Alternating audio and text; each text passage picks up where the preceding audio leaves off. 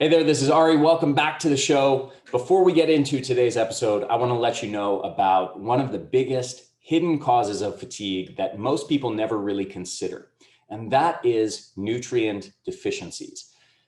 First of all, did you know that your body requires over 30 different vitamins and minerals in adequate or optimal amounts in order to facilitate energy production?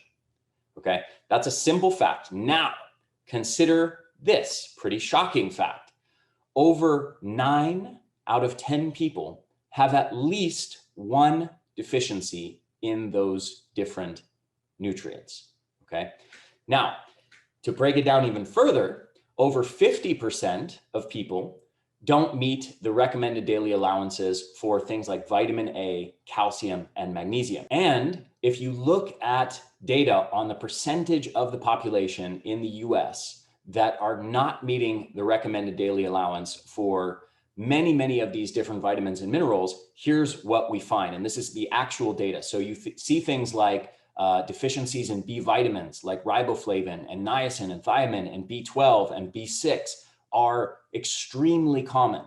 Over 1 in 3 people, or around 1 in 3 people, are deficient in at least one of those things. Then you have folate, which is another B vitamin. Over 75% of the population is not getting adequate levels of folate. These are critical cofactors involved in energy production at the cellular level. And deficiencies are shockingly common.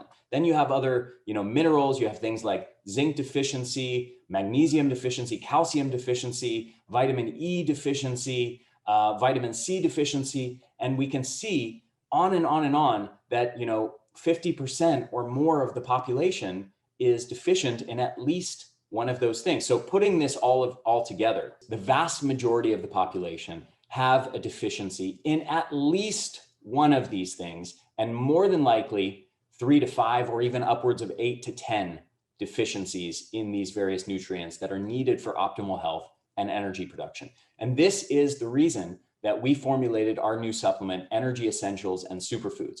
It is absolutely packed with a bunch of incredible superfoods, things like spirulina, chlorella, moringa, pomegranate, blueberry extract, bilberry, all kinds of really incredible superfoods with proven health benefits from dozens and dozens of studies. But more to the point of this, it is a comprehensive, ultra premium vitamin and mineral formula with all of the absolute best, most optimal, most bioavailable forms of all of these different vitamins and minerals to make sure that every day when you take this cocktail, you are flooding your body with adequate amounts of all of these different nutrients that are needed for your cells to express optimal health and optimal energy levels. So go check it out. It's an amazing formula. I think you're going to be blown away by the results. And I think you're going to be blown away by the research behind a lot of these compounds that are in this formula. So you can find that at store.theenergyblueprint.com. And again, it's called the Energy Essentials and Superfoods. And they are, as the name implies, the essentials for optimal energy levels and health. Because if you don't have adequate amounts of these foundational nutrients that are needed for your cells to produce energy, of course, this is going to be a major hidden cause of fatigue. So go check it out, Energy Essentials and Superfoods. You can get it at store.theenergyblueprint.com.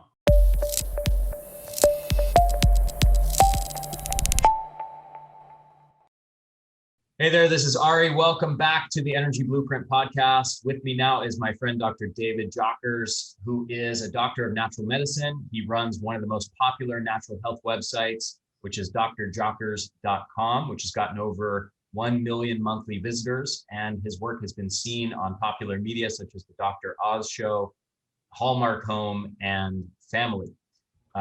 Dr. Jockers is the author of the best-selling book, The Keto Metabolic Breakthrough, by Victory Belt Publishing, and The Fasting Transformation. He's a world-renowned expert in the area of ketosis, fasting, inflammation, and functional nutrition. He's also the host of the popular Dr. Jockers Functional Nutrition podcast. He lives in Canton, Georgia, with his wife, Angel, and his twin boys, David and Joshua. and his daughter Joyful. And what's not in this Newborn. bio that I'm reading Yes. is the new addition that we were just talking about, which is his newborn daughter that's a month old, who is named, what was the name? I don't know if you told me. Her name is Shine Caroline. Shine Caroline. Wow. That's right. Nice. I like that. Cool. So we are going to be talking all about fasting. So first of all, let's talk about what the heck is intermittent fasting. And I want to maybe just add a bit of context here because I feel that there's a lot of confusion around this word, even among, perhaps especially among people who have heard the term before, because a lot of people confuse and conflate time-restricted feeding with intermittent fasting. And I've also seen different experts out there define these terms differently. So I'm very curious to hear how you define this.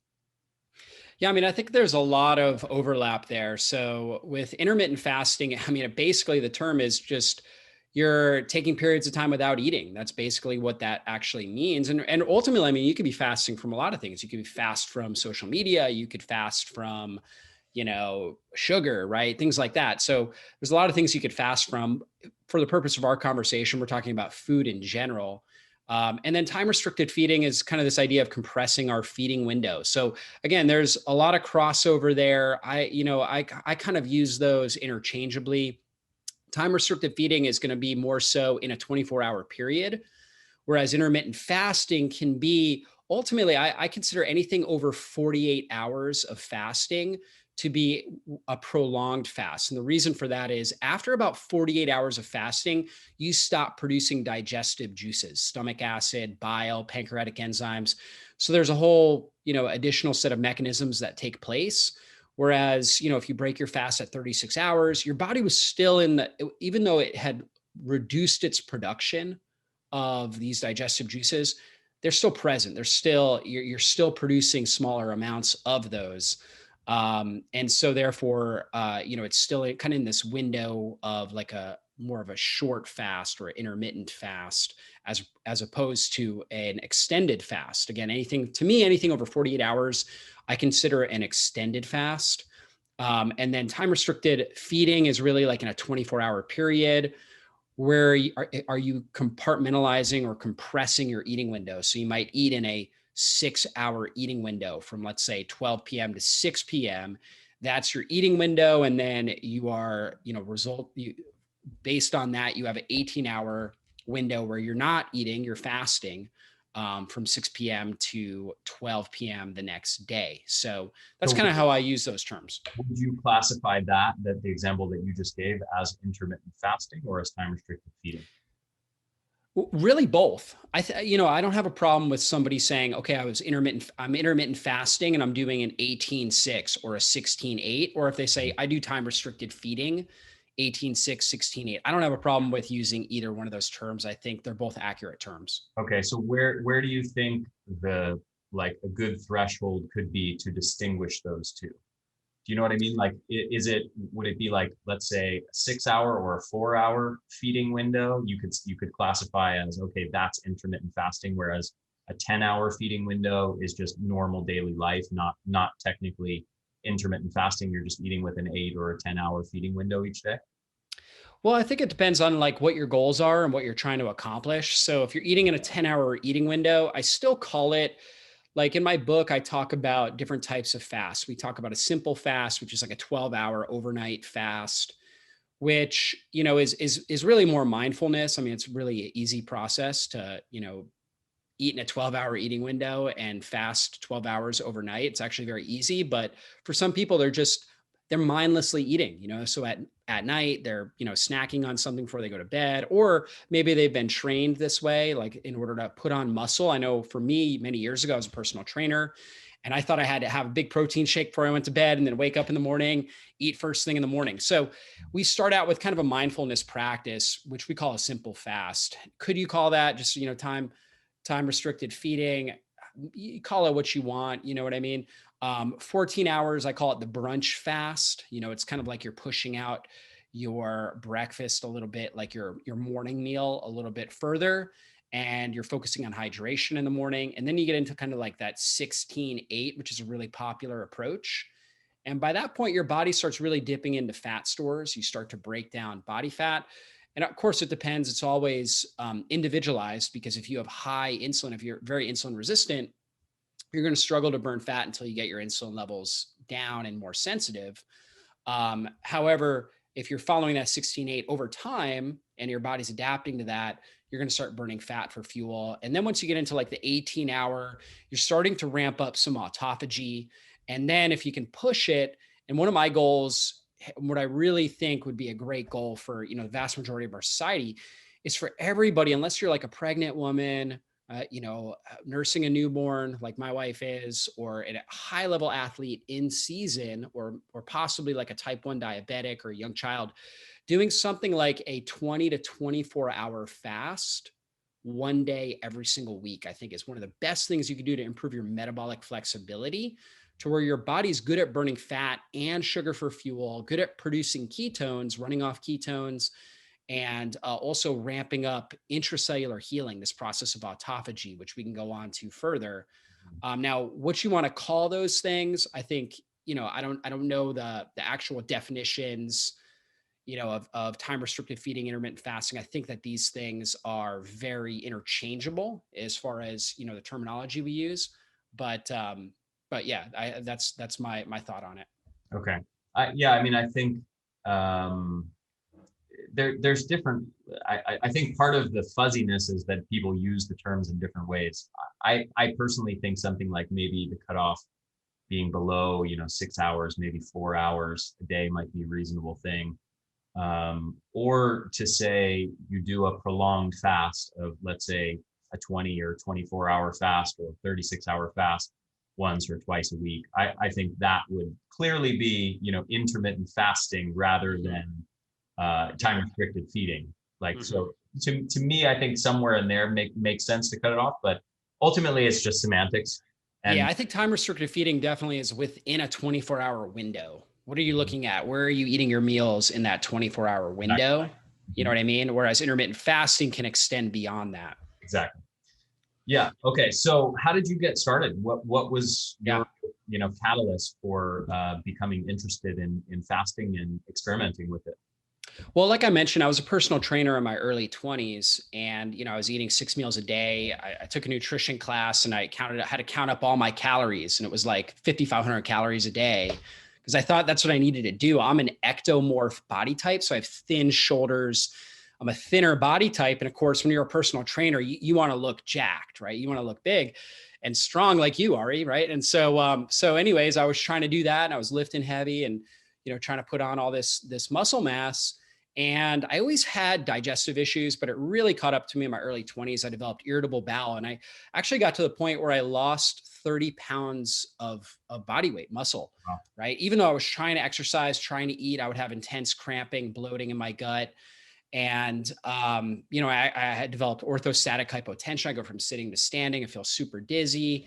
And this is around the time I started graduate school in chiropractic college. And I picked up a book called The Maker's Diet by a guy who's now a friend of mine, Jordan Rubin. And he was talking all about, diet changes, right? Grass-fed, organic animal products, sprouted grains, this kind of stuff. Another friend of mine turned me on to Dr. Mercola. I started reading his stuff. This was back in 2005.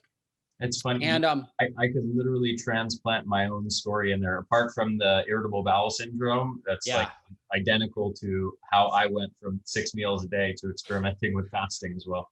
Yeah, exactly. So anyways, I started making diet changes, and I was actually a vegetarian in 2004. So for a few years, I was a vegetarian, but I was eating, soy burgers and all this kind of stuff. And I would eat fish, right? But it was, one of those kind of lacto, what do you call it? Pescatarian type approaches. And so anyways, I started eating grass-fed meats. I started reducing the amount of grains and the overall amount of carbs. This is like before anybody was talking about the paleo diet.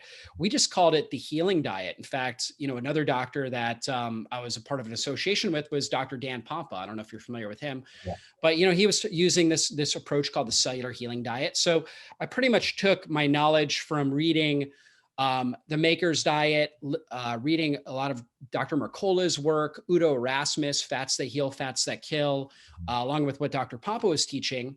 And it made a huge difference. And I was gaining weight and I was feeling significantly better, but I still was struggling with a lot of fatigue and brain fog, and I still had very low blood pressure. So I was taking visceral physiology classes and labs and things like that. We'd take our blood pressure every day because we're medical students, and like my blood pressure was like 90 over 60, right? And most people, if your blood pressure is 90 over 60 and you're in your doctor's office, they're gonna be like, "That's a great blood pressure. Like you have such a low blood pressure." Problem is when your blood pressure is that low, you have trouble getting blood up into your brain. So you don't think sharply. My hands, my feet were always cold. You actually need a certain level of pressure. Like the pressure is good, gets blood flow into the deep extremities, into your brain so you could think sharp and quick. And so I was dealing with all of this. And then I just started noticing, and it was part of just becoming more fat adapted because I was eating a low carb diet. I noticed that, and I was taking 7 a.m. classes in graduate school. So I would get up and sometimes I didn't have a whole lot of time to eat. I would study for a test or whatever it was. And so I would just drink a whole lot of water. In fact, I would carry around like a gallon water jug with me to classes. And I noticed if I just drank a lot of water in the mornings, I felt significantly better. And I had never heard the term time restricted feeding, intermittent fasting, or anything like that. In fact, I started gaining more weight back. In fact, I got to my peak level of fitness. I was extremely strong. And I would fast until roughly about 3 o'clock in the afternoon. And I would eat between like 3 and 7 or 8. And I actually didn't get hungry till about 3 o'clock. And all of a sudden I got ravenous. And I was telling my friends were like, "What are you doing? Like, how are you?" Like they saw me gaining weight. I was getting significantly stronger. And I was like, "I think it's the water." I was drinking a gallon of water a day. And I thought, "Oh, it's the water there. It's increasing my sarcomeres, creating, just better myofibril contractions." I was trying to come up with all these kind of physiological explanations.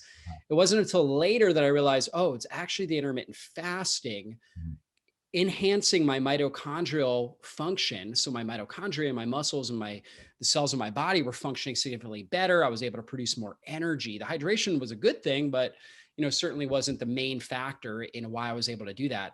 But I got my brain back, got my body back. And, I've been intermittent fasting ever since 2005. And it's made a huge difference on my life and my health. And then I've worked with many different clients over the years and seen tremendous results, with them using it. Excellent. Okay, so I want to dig into some of the controversy around intermittent fasting. So, the way that I see it, and that I've looked at a lot of the literature on this. I don't want to say all, but probably close to all of the studies on this. And I've also seen it debated in different scientific circles. And what I see is sort of two camps. One is the fasting has all these amazing benefits camp, and the other camp, like in a lot of, for example, quote unquote, evidence-based fitness circles, they will say, the studies that compare intermittent fasting approaches to, equivalent calorie diets where people eat 3 or 4 times a day, but the exact same amount of calories as the intermittent fasting group, had essentially the same weight loss, body composition changes, and therefore there's no real magic to intermittent fasting. It's just the benefits of low calorie eating. What, in your opinion, are the most compelling benefits of intermittent fasting versus eating low calories, equivalently low calories, but in a more typical eating pattern of a few meals per day? Yeah, I mean, that's a fantastic question. And a lot of people do practice intermittent fasting for fat loss and weight management. For me personally, I've never done that. In fact, I've never in my life ever wanted to lose weight. I've always wanted to actually put on weight. And I'm somebody who practices intermittent fasting, which if you had said this to me 20 years ago, 15, right before I started doing intermittent fasting, I would have said, that's crazy. I would never do that. And so the reality is that fasting offers so many more benefits than just fat burning, although fat burning is an important thing. One thing it does, it helps reduce your insulin load, right? And so if we're constantly eating, every time we eat, even if we're eating, a stick of butter, we're going to produce some level of insulin. Some foods are more insulogenic than others, meaning we produce more insulin when we eat them than other foods. And insulin is a superhero hormone. It takes sugar out of the bloodstream, puts it into the cells. If we have high blood sugar, we get advanced glycation end products. These things, are like shrapnel going through our bloodstream, destroy our kidneys, our liver, our nerves, right? All kinds of stuff like that. So insulin's an amazing hormone. We need a good amount of insulin. We need to be able to produce it, but we only want to produce it, we want to produce the right amount and not too often throughout the day, right? That's really the key. And so when we are constantly eating, like every few hours, we're constantly stoking insulin. And when we do that, we get a higher amount of insulin load throughout the day. There's only so much insulin we're going to be able to produce, in a certain period of time. Like if we eat a whole bunch of calories in 1 hour, we're only going to be able to produce a certain amount of insulin in that 1 hour. However, if we're eating, the same amount of calories that we would eat in that 1 hour, but in 3 meals, every 3 hours, we're actually going to produce roughly somewhere around 20% more insulin when we do that.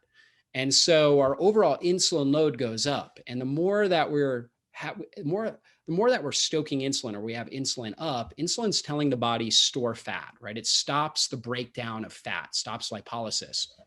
So that's one thing. Insulin can also trigger inflammatory gene pathways, right? So we also get an upregulation of inflammation when insulin goes over a certain threshold. So for one person, they may be very insulin sensitive, and it may be very hard for them to get over that certain threshold. But for another person eating the same foods, they're going to shoot up over that threshold a lot faster, and they're going to get more inflammation in their system. So fasting, by keeping insulin down, by lowering insulin, really reduces overall inflammation, turns on fat burning. And then when insulin's low, we also get this mechanism of autophagy. And autophagy is really where our body breaks down old damaged cellular organelles. So for example, within the cell, one of the most important structures is the mitochondria. That's where we produce all the energy in the cell. And so these mitochondria are very susceptible to oxidative damage, just the process of metabolism. We could eat a great diet, take really good care of ourselves. They're still going to rust from the inside. So we need to repair them. And so when insulin is up, it turns off, or basically it tells our body we're not in a place, we're not in an environment to repair these mitochondria. When insulin comes down, now we can start to repair the mitochondria. So we go in, we start breaking down the mitochondria, take those raw materials, utilize them to form new, healthier, stronger, more stress resilient mitochondria. And so that's extremely important because that makes our body more resilient to stress, more efficient.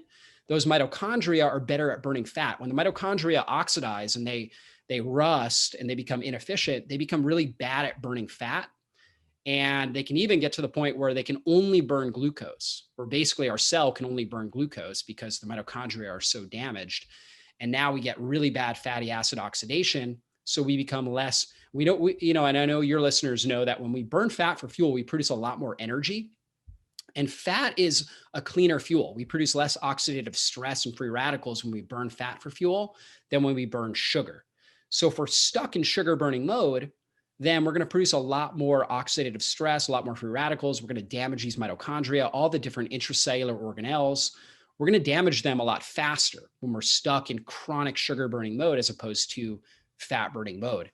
And then on top of that, we also can produce ketones. And the reason why our body will produce ketones is because it's really hard to get fatty acids across the blood-brain barrier. So our brain needs a constant source of fuel. For the most part, we're burning glucose in our brain, but if we are at a period where we're not consuming food for a good period of time, glucose levels start to go down. And if we're not good at producing and utilizing ketones as an energy source, we develop hypoglycemic reactions. We've all been there. We're irritable, we're hangry, right? We're hungry and irritable. We have headaches, nausea, and this is all related to brain cells dying because they're not getting the fuel that they need. So ketones easily, they're a byproduct of fat metabolism. The liver produces them. They get into the bloodstream and they can cross through through the blood-brain barrier into the brain. And the brain cells, once they're adapted to them, they uptake them and utilize them for energy very, very effectively, right? And they really thrive on them. They're able to produce a lot of energy, very little oxidative stress. And they actually have been shown, elevated ketones in our bloodstream have been shown to actually reduce these inflammatory pathways that basically amplify inflammation, right? So it's kind of like, I compare it like a siren, like an alarm in a city. So, you might have crime in one area, right? Like, let's say somebody goes and robs a bank and we have crime and just in that one specific location, and that's some level of like really localized oxidative stress and inflammation. However, what happens in our body is when there's, massive, let's say protests or something like that, right? They're not peaceful, right? All over the city, we turn on an entire alarm system because our body's like, okay, I don't want to die from some sort of systemic infection. This could be like a bacteria that's going to cause meningitis and kill me quickly. So I'm just going to amp up inflammation, bring out all these cytokines to help clean up the environment so this bacteria or whatever it is doesn't kill me quickly. And so we get this ramp up of inflammation. And one of the pathways is called the neuroinflammasome in the brain. And so ketones have been shown to shut that off, right? And this is a big issue. The inflammasome itself is a great thing. It saves us. If we get a massive infection, we know infections have killed more people throughout the history of mankind than anything else. From pneumonia, from meningitis, people, when they would be in battle or whatever it was, they would get flesh wounds. And then it was actually the bacteria that would get into their system and kill them quickly. So our body created this inflammatory process. That's a beautiful thing. We just have to be able to shut it off. And in our society, we keep doing things that are like, pouring gasoline on the fire and keeping that going. And fasting allows us to turn that off by getting the ketones up, getting insulin down, turning on self-repair mechanisms. And that's really why I like to do it. I feel amazing from a mental clarity perspective, from an energy perspective. I feel like I'm more resilient to stress practicing this on a regular basis. And then as a side benefit, for somebody that's looking to lose weight, it can definitely help benefit your weight loss journey. Got it. Okay. Thinking of all the different ways I want to go from here. So, in terms of, I want to break this down, like to put this on a spectrum between, like, let's say time restricted feeding that's of, let's say, an 8 to 10 hour feeding window each day, which means 16 to 14 hour fasting window each day, each night. Versus, there's also on the other end of the spectrum, you have the people, let's say, of Walter Longo or those kinds of people that are arguing in favor of prolonged fasting, of beyond 3 days of fasting, that sort of thing. And I've seen people make the argument that that kind of prolonged fasting has very unique benefits above and beyond, time restricted feeding or shorter duration intermittent fasting. And that you get, after several days, you get like activation of stem cells and things of that nature. On the other hand, I've seen people also argue that, all the benefits you're talking about as far as autophagy, mitophagy, things of that nature are also, these are just the catabolic processes that happen each night while we're sleeping. And if we have an adequate fasting window each night of 12 to 16 hours each night, then maybe there's no additional benefits of doing like a more prolonged fast. What do you think is the most compelling, evidence or line of logic that you can think of that there is some kind of benefit above and beyond, the normal nightly fasting window to doing more prolonged fasting? Yeah, I mean, this is a really great question, Ari. And honestly, I don't really think that we have enough data to really be able to create a really great differentiation between them. I look at like a partial fast.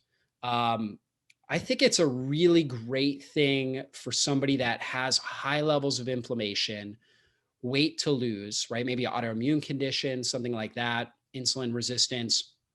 And it's a great, especially if they're on medications, because a lot of times if you're taking medications, they can cause nausea, vomiting, things like that if you take them on an empty stomach. So, taking them with a meal can obviously be really effective. And so calorie restriction in general for a short period of time, like for example, a partial fast, just for the listeners, really the way I define that is less than 40% of your normal caloric load for at least 3 days, right? And so the average person needs about 2,000 calories, or at least the average woman, average man, I think it's like 2,500. If you're very active, you might need more than that. So you're looking at somewhere between 800 calories would be about 40% for a 2,000 calorie person. So 800 calories or so or less. Like the fasting mimicking diet is 1,100 calories on day 1, then 800 calories day 2 through 5. And that's when you start really getting the results there. And you get autophagy because just when you're consuming that low amount of calories, you are going to naturally lower your insulin levels. And his approach is not like high glycemic foods either. So it's not like, you're eating 800 calories of Oreos or something like that. You're eating foods that tend to be lower glycemic. And so that way you're getting that insulin suppression. So you're going to activate the autophagy and the stem cells doing that.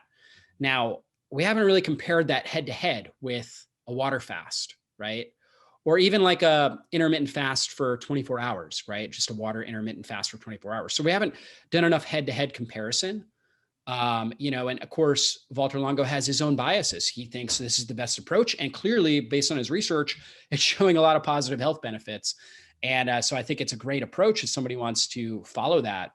But I do think that doing something like, and in the fasting world, one of the big mistakes I think people make is this idea that you've got to do like the same fasting window every single day. Okay. And when it comes to, like, for example, the hardest population to get to become very metabolically flexible are your young menstruating females who are very active. They do CrossFit, let's say, and they're also stressed. They're a mom, they've got a career. So they've got all these different stressors, and we don't want to just, increase, add in another nutritional stressor, especially if they're already low in body fat as it is. So we can do things where we can split up the fasting, right? Where you may do it every other day, right? Do some sort of like an intermittent fast where you're kind of pushing the fasting window. I think 12 hours overnight, again, unless you're pregnant or high level athlete in season, something along those lines, you have a newborn. I think that is something everybody can practice. But again, you're not really getting the autophagy, the deep fat burning benefits or anything like that until you push it up into that 16 to 18-hour window. That's really when you start getting real results. Yeah. And so, but it's also a stressor on the body. So we might do that 3 times a week, for example, you know what I mean? Every other day, or 2 times a week, non-consecutive days, depending on the stress load the person's dealing with as a whole. Yeah. But ultimately, to me, the goal is let's create the level of metabolic flexibility to where you can do a 20 to 24 hour fast, water fast, maybe black coffee or herbal tea if it doesn't, if you don't notice a lot of cravings or anything like that. But I recommend no calories for 20 to 24 hours, at least once a week, depending on your goals, right? So a thin person, if you're already at your ideal body weight, you really don't want to do that more than once a week. Okay. But if you're looking to lose weight, you might do 2 days a week of that or something along those lines, or alternate day fasting. And that can also be very beneficial. Or you could push it to where you do a 36 or a 40-hour fast, once a week, right? Just a little bit longer fast to stay in that high fat burning zone for a longer period of time. So I think that doing that, if you're doing that every single week, right, for a year, you're going to get rampant amounts of autophagy, cellular healing, stem cell development, right? You're actually going to start to activate stem cells there too, because again, your body's trying to create more resilient cells. It says, okay, I've got this stressor. I need to be more resilient. I need more efficient mitochondria that are better at burning fat because I'm going periods of time where I need to use my own body fat for fuel. So your body's just adapting to the stress that you put it under. And so I think we're going to get great results, but, we still need to do a lot more research to really be able to, if we want to determine what is the very best approach to fasting for the wide majority of the population, we need a lot more research. Yeah. Yeah. And on that note, maybe there isn't a best approach to fasting for the masses, like for humans in general, but it might be very specific. And I'll give you just a personal example from my own life. Given that I've experimented heavily with everything, I think like you, from 6 meals a day eating every 2 hours to eating one meal a day, intermittent fasting approaches to extended fasting. As a very physically active person, for example, I was surfing this morning. I'm going to go weight train very soon. When I've done intermittent fasting, or when I've done, fasting during the majority of the day, and let's say eating only one meal, dinner at night, if I try to do that, where I'm doing 2 exercise bouts in the same day, performance suffers a lot in an intermittent fasting context. And if I simply fuel up after one exercise session before the next, it makes a huge difference in my levels and performance in that next exercise bout. On the other hand, for people who are not super physically active, it's hard to think of something that might be a better stressor to give a lot of those benefits of autophagy and mitophagy and stimulating mitochondria to grow stronger that physically active people get so much of from exercise. So, it seems like different contexts of humans might have radically different benefit, like pros and cons to different kinds of fasting approaches. Do you have any thoughts on? I mean, I would completely agree. I would say if you're out and you're going surfing, and we're all envious that you're living in Costa Rica on the beach there, you're going surfing for what, an hour, 2 hours, and then you're weightlifting for what, 45 minutes, an hour. Roughly. That's like a high level athlete. So I would put you in that stage of a high level athlete in season. Now you might take a day off, right, of all of that, or just do something light activity, and that would be a good time to do, a longer fast during that period of time. But yeah, I mean, NBA playoffs are going on right now. I wouldn't have, these guys doing intermittent fasting right now while they're, training, doing 2 hard practices a day or something like that. So the reality is that, it's going to depend on your activity level. So like a high level athlete, like take LeBron James or, one of these guys, I would absolutely, in the off season, I would at least take a month and have them do some deep fasting just to really get rid of all the dysfunctional muscle cells, that have been beaten up by stress, right? Have the body start really breaking these things down, stimulating stem cells. Now they've got the money and the resources. They can go and get stem cell and, therapy as well. Add that in. They can do all these different types of hacks, but, in season, you wouldn't want to do that. So yeah, exercise is an incredible hormetic stress to boost up mitochondrial function, drives down insulin, and exercise itself is stimulating massive amounts of autophagy, right? And so, you have to be able to recover effectively from that. And, I think that the two can go hand in hand, but it really just depends on your exercise level. And I think for the average person out there, a really great target for high levels of metabolic flexibility. And to define that, again, metabolic flexibility is your ability to break down both sugar for fuel and fat for fuel. So you want to be really good. Like the way you're burning fat for fuel is you can go 20, 24 hours without food and not, and be able to perform, like do the things you want to do, not have intense hunger and cravings, not feel super irritable, have headaches and need to lay in bed. Okay.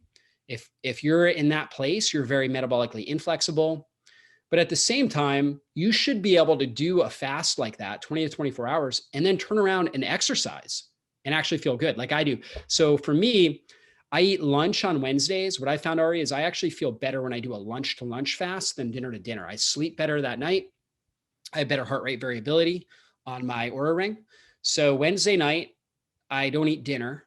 And I fast until after my workout on Thursday. I usually work out around 12 o'clock on Thursday. And then I'll break my fast at, let's say, like 1:30 or so. It's just roughly 23, 24 hours fasted. And honestly, I feel amazing during my workout.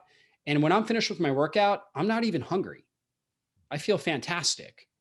Now, if I wait a while, I'll definitely get hungry. And I would also lose muscle mass because I'm doing a high intensity and heavy weightlifting session, heavy upper body I did today. And so I do typically eat, typically within 30 minutes, 30 to 45 minutes after I finish the workout, I'll shower or whatever it is. I take a lot of essential amino acids, have a great protein shake, something along those lines. And I feel amazing, right? So I'm doing this interview just, like maybe an hour and a half after I broke that, I feel fantastic. So that's a sign of really good metabolic flexibility. So if my workout was really weak, then I just didn't feel like I could perform well in that workout. It's a sign also that my body's not good at burning sugar for fuel. So if I didn't have the cravings, but I felt mentally clear until I started working out, but then when I started working out, it was like I was fatiguing too fast. My body's not good at breaking down that glycogen, right? That's still remaining in there and utilizing that to help fuel me during that intense workout. Mm-hmm. Got it. Okay. So let's take the average person who is eating, typical American eating something like 13 to 16 hour feeding window each day, almost some kind of food, whether it's coffee with cream and sugar going in their mouth, within 30 minutes or an hour of waking up, and then snacking on something, some bit of snacks or dessert foods or something, some treats, almost all the way up till bedtime. How should that person get started moving in the direction of getting all these benefits you're talking about and implementing intermittent fasting in their life? Yeah, first thing is this mindfulness practice of saying, I'm going to go 12 hours between my last meal of the day and my first meal the next day. So if you finish dinner at 7 p.m., you just don't eat anything with calories until 7 a.m. the next day. Now, in the beginning, if you're used to eating a meal at 10 p.m., you're going to feel hungry in the beginning. And that's because it's a conditioned response. Your brain is conditioned to want to feel, it's not true hunger. It's more of like a craving, more of like almost like an emotional hit that you need. But your body's trained to have this response. If you're eating at a certain period of time every single day, you're normally going to feel hungry at that period of time. But after roughly 3 to 5 days, you can get rid of that signal. And so what I recommend is getting some herbal tea and just sipping on the herbal tea. And so just getting some water into your system will distend your stomach. And there's a hormone called ghrelin. Ghrelin is your hunger hormone. So when there's nothing in your stomach, you release ghrelin. And ghrelin is also, again, going to be released based on when you condition it to be released. So if you're eating again at the same time every day, you're going to notice that at the same time. So drinking some water will help distend your stomach. Something warm, like a warm herbal tea also will help trigger your vagus nerve, which will help with some peristaltic activity, will help calm your brain, relax your body. So there's a lot of benefits to having a little bit of herbal tea in the evening. And ideally really prioritize sleep. If you're eating late at night, that itself is going to dramatically affect sleep quality. And that's going to cause more insulin resistance, leptin resistance, and this continual cycle of craving and eating. So that's what I would recommend in the beginning. And then, again, waiting until, 12 hours before your first meal. Now, when you wake up in the morning, all of us are dehydrated when we first wake up. And that's because we've been breathing out water vapor all night long. People think dehydration is like always a chronic state. We fluctuate through periods of hydration and dehydration all throughout the day. All of us do. And so in the morning, we're all dehydrated. We need to replenish that. So I recommend drinking at least 8 to 16 ounces of water before you even think about food. So you just start hydrating your body. And for some people, drinking 8 ounces of water, they feel nauseous, right? They're so not used to doing it that they'll feel nauseous. So you start slowly and you start building it up. Pretty soon, your natural mechanisms and desire for thirst will pick up. You'll actually crave the water and the hydration, and you'll notice that your energy goes up when you hydrate well. Good hydration also helps stimulate vagus nerve activity, particularly, again, warm water in the morning, like warm lemon water, herbal tea, even coffee. If you tolerate coffee well, will help stimulate the vagus nerve, which will stimulate peristaltic activity. And you really want to have good bowel movements in the morning. Your large intestine is most active between 6 a.m. and 9 a.m. You want to have at least 1 to 2 really good bowel movements between that period of time, or at least, in the first hour to 2 hours of waking up. And that will make it so much easier to fast, because if you've got, feces sitting in your system that's not moving, it's rotting, it's putrefying, you're releasing all these endotoxins, and those endotoxins themselves will stimulate more cravings.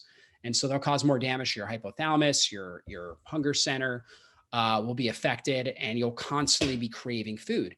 So you got to get that stuff out of your system. So hydrating well in the morning will help. A little bit of salt can really help as well, just taking even just like a little bit on your finger, putting it on your tongue, or you can do like, a quarter teaspoon in your water. And that will help. That will help with energy as well. So that's a great thing to do. And then from there, you only eat 3 meals, right? So you don't snack, eat 3 meals in whatever eating window, 10-hour eating window, 12-hour eating window, and just allow yourself to go, 3 to 4 hours at least without eating in that window. So that's kind of the first place to start. And then ideally, we're dialing back some of the carbohydrates. The average individual is eating something like 300 to 400 grams of carbohydrates a day. And we want to dial that down. So you might just start by cutting it in half, right? So if you're eating 300 grams of carbohydrates a day, drop it down to 150 grams of carbohydrates a day and split it up. In fact, actually eating more of them in the evening, and this is one of the things I go through a lot in my book, Keto Metabolic Breakthrough. We talk a little bit about this idea of carb backloading, where we go low carb during the day. So more higher fat protein foods during the day. And then our evening meal, we have a little bit more carbs because they help increase serotonin production and they can help provide glycogen just in case we, are having blood sugar issues, keep us sleeping well overnight. And then that will also reduce cravings. I find that when people are eating, like, for example, if you have a big smoothie with, 2 cups of fruit, right? Strawberries, pineapple, all this kind of stuff in the morning. And you've got like maybe some almond milk in there and protein powder, but very little fat. You are going to be hungry all day long. You are going to have monster cravings all day. And that's an issue. If you have a bowl of oatmeal, now oatmeal will keep you satiated, but it will keep your insulin up like for, hours afterwards, because it's a high glycemic load food. So a lot better breakfast would be, if you're going to do the smoothie, put an avocado in there, only do a half a cup of berries, good protein powder in there, maybe a coconut oil or something like that. So you have the healthy fats, or you could do eggs or something like that. So where you have a meal that's going to stimulate less insulin. And then it's kind of the same thing with lunch. And if you feel like you tolerate carbohydrates, like if you want more carbohydrates, I recommend doing them more in your evening meal. Even though you tend to be less insulin sensitive in the evening, I think the benefits of keeping things suppressed during the day, keeping your insulin levels suppressed during the day, reducing the amount of cravings that you have, and then having a little bit more in the evening, which will then also activate more thyroid hormone activation, which will increase also serotonin production, will help you get better quality sleep. And that good sleep is going to help improve your insulin sensitivity. So that's just kind of my feeling on it. I think that's kind of a better approach. And so that's typically what I'll have people do to start. And then over time, because they're doing carbs only one time a day, like a higher carb load one time a day, they have suppressed insulin overall compared to where they were. And their body gets better at burning fat for fuel, which gives them more satiety.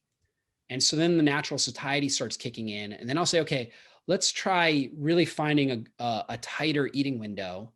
And we have to base it around somebody's schedule and what works best for them. But for most people, lunch and dinner tend to be more social. And so fasting in the morning for most people just makes the most sense. And so we'll just hydrate during that period of time. Keep hydrating, keep drinking water, herbal teas, things like that. Anytime you feel hungry, drink some herbal tea or drink some water, and then see if the hunger goes away or if it stays, right? And then, if you drink 8-ounce cup of water and then 5 minutes later, you're still hungry, break your fast. Okay. Or plan your workout depending on when you're working out. We can experiment with fasted exercise as well, and then breaking it after the exercise. Got it. Okay. All of that is excellent. So on a practical level, let's take 2 different people. Let's take someone like me or you, fit young guy doing a lot of physical activity. I guess I'm not that young anymore. I still think of myself as a young guy.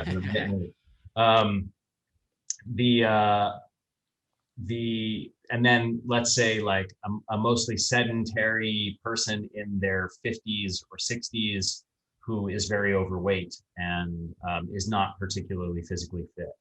What does like a good weekly schedule, and this is what I want to wrap up with, just kind of like the kind of the practical blueprint for what you think is optimal for these two people in terms of daily feeding window, and also what would be a good intermittent fasting approach for those two contexts. Yeah. And I'll throw in another context as well, which would be like that menstruating female as well. Mm. So for you and I, doing something like a 16, 18-hour fast on a daily basis, but when we eat 2 to 3 meals in your 6 to 8 hour eating window, eat well. And especially if you're very active, have one meal where you're getting somewhere at least 25 to 50 grams of good quality net carbs.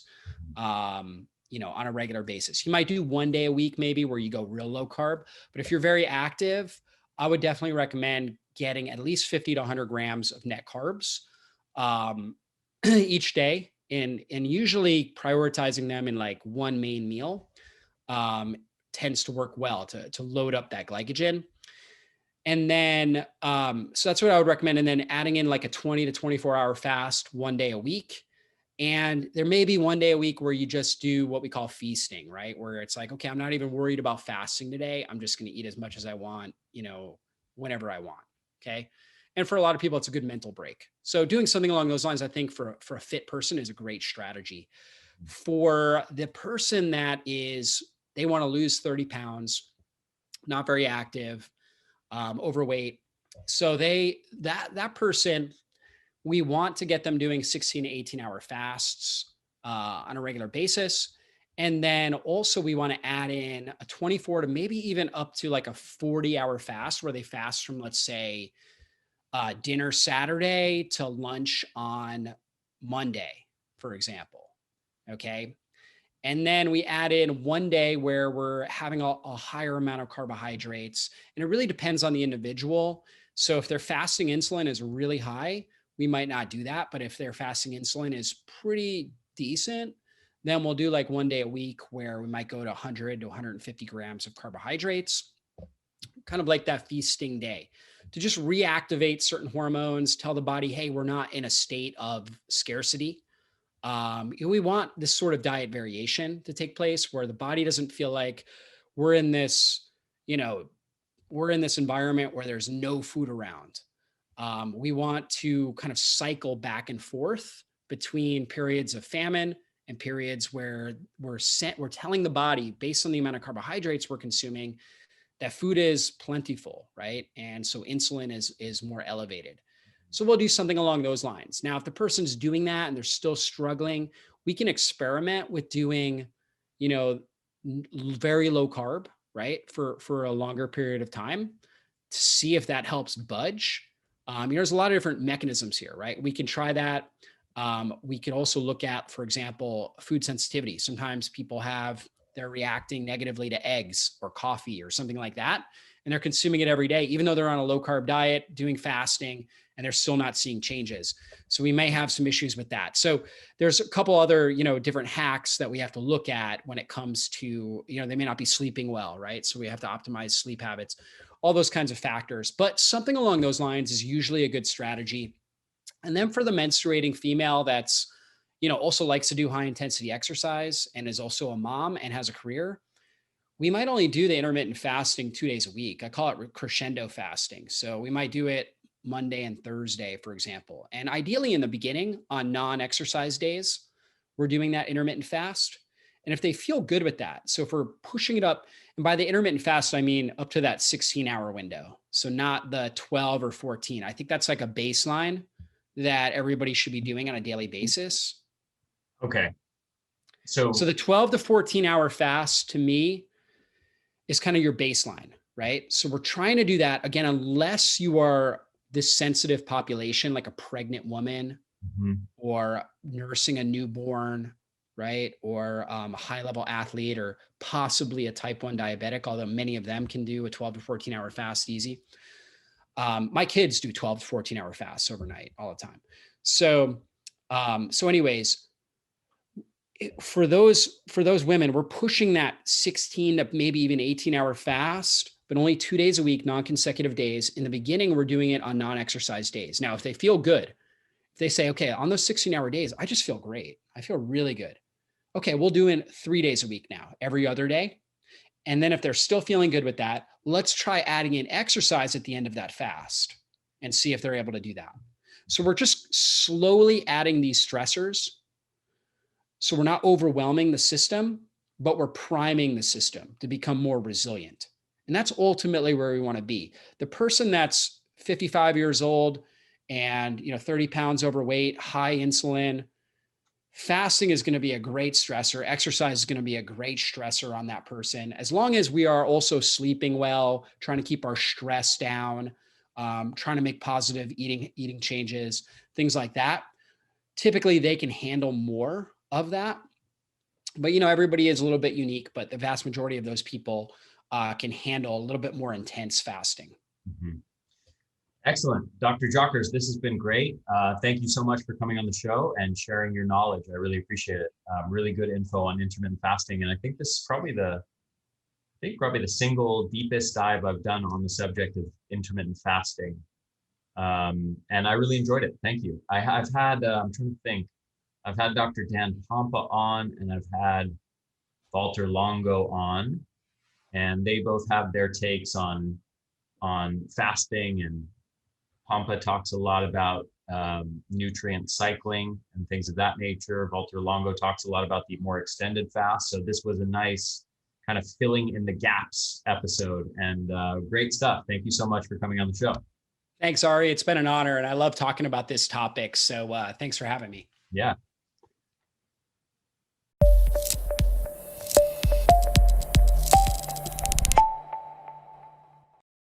Hey there, this is Ari again. Thank you so much for listening to this episode. I hope you enjoyed it. If you did, if you found it valuable, please share it with your friends, share it with your family, help me get the word out there. Also, if you're on YouTube, make sure to hit the subscribe button and hit that little bell to get notifications every time we release a new video or new episode of the podcast. And if you're listening to this, make sure to subscribe to this podcast on iTunes or on your favorite podcast app. Thanks so much for supporting my work at the Energy Blueprint. I hope you enjoyed this episode. I will see you in the next one.